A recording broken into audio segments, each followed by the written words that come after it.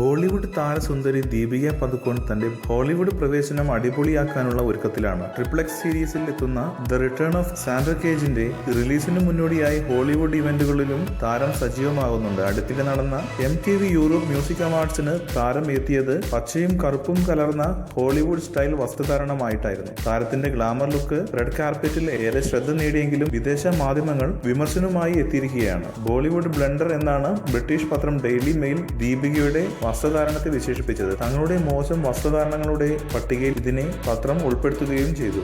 കൂടുതൽ സിനിമാ വാർത്തകൾക്കും വിശേഷങ്ങൾക്കും ഇപ്പോൾ തന്നെ സബ്സ്ക്രൈബ് ചെയ്യൂ മലയാളം ക്രിയേഷൻസ്.